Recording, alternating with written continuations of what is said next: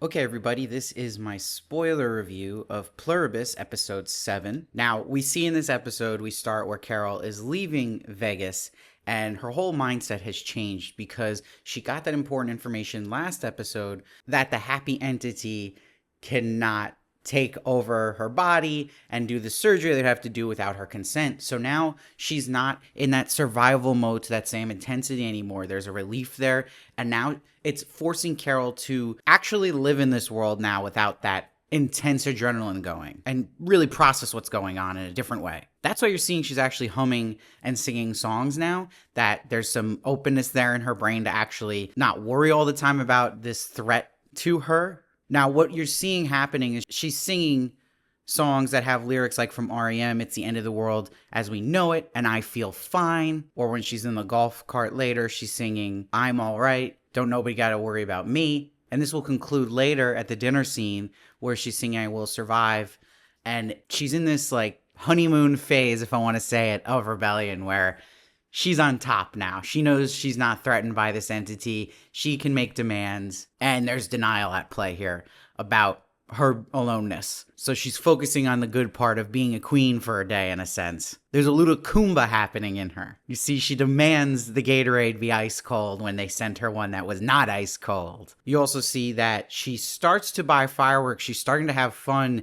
She's doing scratch-offs and just getting the kick out of it and winning money on them that doesn't mean anything. And that's the problem here, right? In this type of world, you're getting all these things you dreamed of, but now they don't mean a thing. There's a whole emptiness at hand here. And at 12 days, she's chugging beers in the cul-de-sac, watching a firework. This will build up to more fireworks, which we're going to get to that amazing scene. But we see that the wolves are howling. She hears them and she howls back like she is the leader of this pack now. And that transcends the pack of wolves themselves. That's the entity. She is in charge. I love that we got to see her golfing.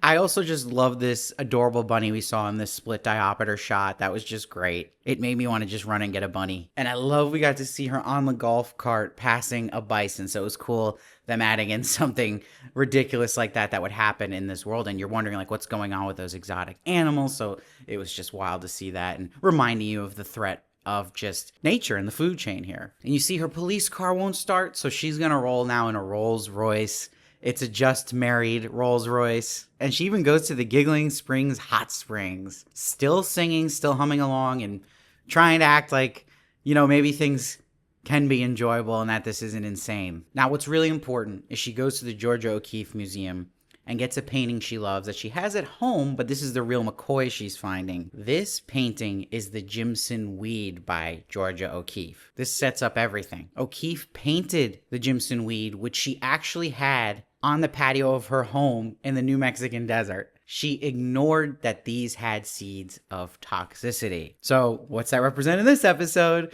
The Jimson Weed being the us entity. And they pull this full circle by the end, which I'm going to get to. And with the colors of it, everything, it's brilliant. We'll get to it. But in the moment we're in, Carol wants to have a nice dine out night. She's letting the us entity, because she's not threatened by it anymore, go through some of the nice stuff that her and Helen shared again and letting her make these dishes they had together that are great. And like I said, while she's having this dinner, dressed to the nines, at where she had the anniversary date with Helen, she plays I Will Survive. It's the resilience anthem here. It's part of it also being a high that at this moment she thinks she's going to be okay by herself and without Helen and without letting herself be taken over by the us entity and letting them in. But this is going to be a pipe dream. Now let's stop there with Carol, which we'll get back to, and that's what the episode does. And we cut to Manousos, who is walking in the road with a gas can, which is just a total different vibe now. And I've always said that Manousos is the extreme version of Carol. Now he's teaching himself English. He is the survivor man in this episode. Notice he unlocks his sheath the minute he hears the truck coming, and the entity's offering him a lift, like,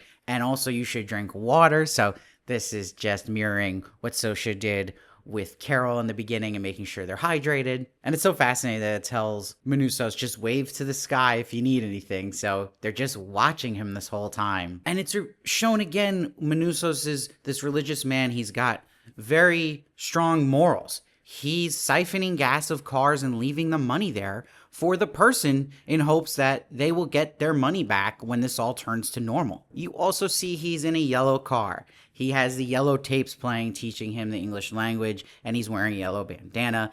Again, color always symbolic in the show, and him still being in this world threatened by the us entity represented by the yellow and the yellow smiley face. And he burns that car later on, burning the yellow, his rejection of it. I loved the underlying guitar playing through the travel montage, and we see how he's surviving. He's catching fish. He's still eating out of cans. He's rejecting anything from the us entity. He's not used them. I like at one point when he's learning English, he's saying this phrase, "The girl saves the mouse from the trap." This literally happened when he was watching Carol's videos and giving him hope and getting him out of his own trap he was in, where he was threatened by this entity, giving him hope. So we're going to see now Manousos is the hope for Carol. So it's great they're setting him up as staying to his morals, being against this us entity. And this clearly, to me, defines that this us entity is a threat and that it is sinister and that we're supposed to be on Manousos' side and early Carol's side, where now Carol's getting converted. Now he gets to this point in his route and on the map where you hit the Darien, which is going to split and stop that highway. So you can't drive that direction anymore. So he is going to do it. And this is where the us entity warns him how dangerous this is, telling him not to do it. They warn him about the chunga palms, saying they're covered in bacteria and that the smallest cut can lead to a fatal infection. So we're going to literally see this play out. But you see, they even offer him, "We can get you to Carol. We know that's where you're going, and we'll even transport your car for you." And he still won't take that. He burns the car in resistance. This was such a badass moment for Manousos, making him such a likable character, and he's going to be a fan favorite. Easy to root for. And he has the line of the show so far, saying, "Nothing on this planet is yours. Nothing. You cannot give me anything because all that you have is stolen." Again, really showing you now, like, this is the team you're supposed to be on. Now we get to see him trudge through the jungle, repeating the line, "My name is Manousos Aurelio. I am not one of them. I wish to save the world." He is practicing this over and over to say to Carol, and it's also a way to encourage himself, I believe, through this jungle journey. But he eventually comes face to face with a chunga palm, and when he gets away from that one, he trips on a rock, falls backwards into another chunga palm, and then he rips himself off, which was wild. So what does he do? Knowing that the us entity warned him that these can cause a fatal infection, he starts burning his own wounds to avoid the infection. Brutal, but this does not work. We see it play out that he actually starts stumbling and is clearly infected. So we get a great moment here where the helicopter starts coming in. The sound design is so great here of the helicopter. And there's another great sound design moment I'm going to get to later in the episode. But it also is great cinematography, seeing from the point of view of Manousos in a daze and this us entity coming to rescue him. So it's going to be really interesting to see what happens with Manousos there. We're just hoping he gets to Carol. But this is going to be a little pit stop. Now we cut to 48 days, 16 hours with Carol. So you can take in this was like that honeymoon phase and also that denial phase. Like, she's going to be okay. You know, she's in charge. She's got them at her fingertips, the us entity. She's going to get over Helen. She's going to survive on her own. And she's going to start to try to enjoy things like Kumba. So she's rooftop golfing, which was awesome. And you're hearing the song lyrics here playing in the background. I'm going to live it up. Taking flight, never giving up. But we see the real reality and where she's getting at now. Where at night, she's got this full ritual going where she's literally in a circle of fireworks in the cul-de-sac. And you see how dark of a place she's in. She's not even watching most of them as they go up. And one of them falls over and she turns and faces it. She clearly is ready to go at this point. She is suicidal. She closes her eyes, doesn't even move. So she was willing to let that hit her. It reminded me of the brilliant scene in Better Call Saul when Chuck was kicking the table for the candle to fall. So in a really cool fashion, they show that firework go right past her face. It doesn't hit her. So she lives on. Now, the next day, she goes to buy paint. What color shirt is she wearing? She's wearing white. What color paint does she buy? White. What color is the Jimson weed in the painting? White.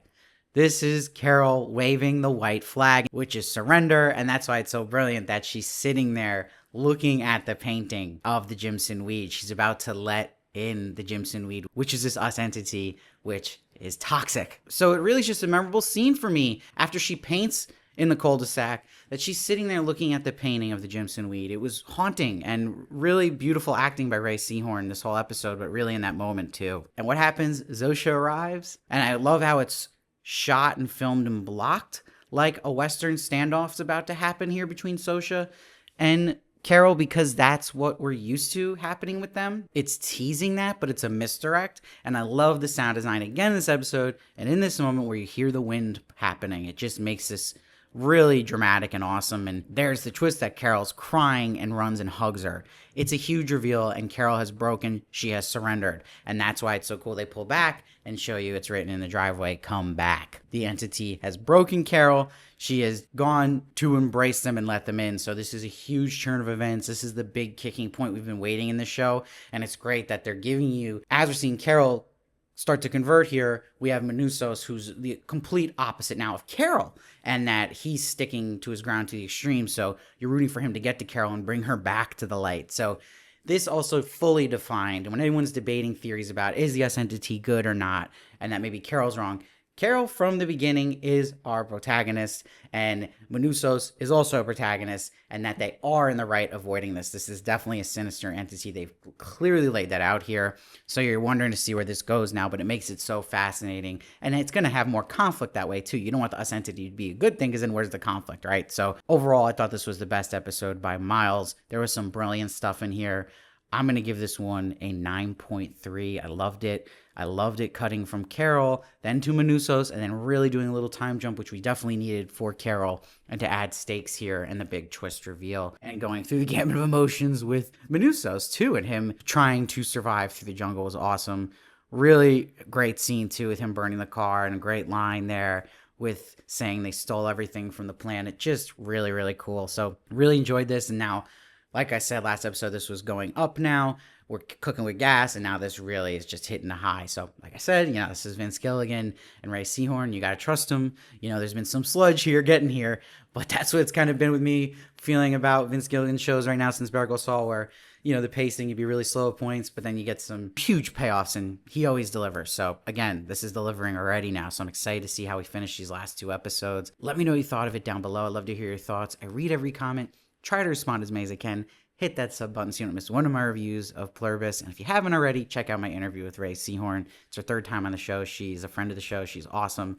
So I hope you enjoy, and I'll see you next time.